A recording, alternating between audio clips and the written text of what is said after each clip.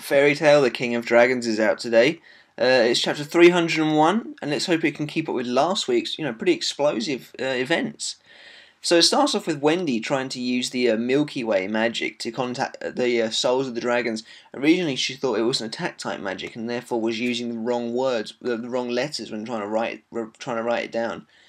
But now she's got the magic circles, and she calls out to the wandering souls of the dragons that she's ready to receive their voices.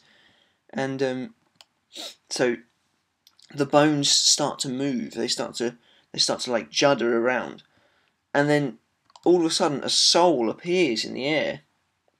It comes whirring in, just like forms a ball in the air, which then transforms into a pretty cool looking dragon. Actually, there's a pretty neat double page picture of this huge dragon,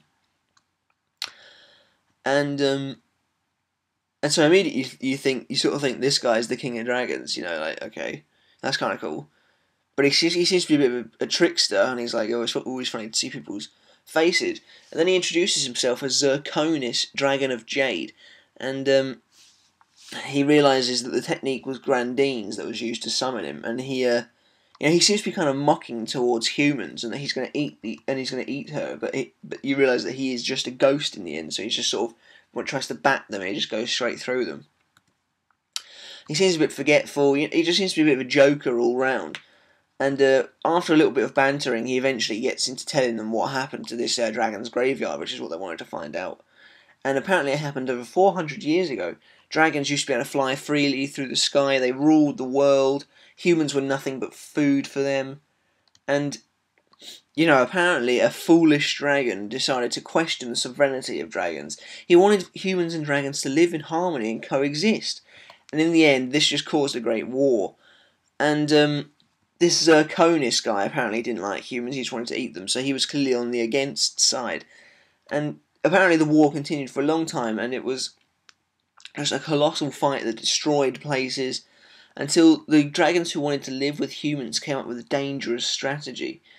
They granted the humans, they taught them magic to help them fight in the battle, and this of course gave birth to dragon slayers. And it was so immense that it looked like the dragons who wanted to coexist with humans were going to win. But unfortunately, the dragon slayers who become so powerful just started to kill the dragons. Any dragon, even the ones that were supposedly on their side. And apparently there was one human who bathed in so much dragon blood that he started becoming a dragon himself. He was pretty insane, insanely evil. You can see from the picture you get of him. Just a silhouette, but he's laughing kind of diabolically, and Zirconis is scared to even say his name. And at first I, for some reason, thought maybe it's Zeref, until he said that it started becoming a dragon, and then I think it was relatively obvious who it was. The dragon, the festival called Ryusai is the festival of the Dragon King, which is this person who became a dragon, so powerful that he was known as the Dragon King, and it was Acnologia. Yeah, this pretty cool picture of Acnologia. And even though he was a dragon, he had very undragon-like black wings. And, everyone can't believe that he was a human. And most of the dragons in the graveyard, most of the dragons in general, were killed off by Acnologia 400 years ago. Zirconis isn't about to say something, but then he disappears. And, Wendy says that his aura seems to have vanished completely. And so, clearly, this place is old, 400 years ago, the auras are going to be diminishing fast, there's not going to be much left. So it's lucky that the fairy tale group even got to talk to him, to be honest. And so Wendy says she thinks this is what the people from the East call entering nirvana. And, Natsu and Grey and Wendy are obviously pretty worried that if they use dragon slaying magic too much, they'll become dragons as well. But then someone arrives claiming it's impossible. And this man, it's pretty obvious who it is from the back, but he says he listened to the whole story, and indeed the historical facts match what they've researched. But then he says, do you know the demons in Zeref's book? Of course, Grey remembers Deliora. And the man who's just arrived, who you can now tell is Arcadios, says that Acnologia is similar to them. According to the hypothesis, Zeref transformed the man into Acnologia, not the power of dragon-slaying magic.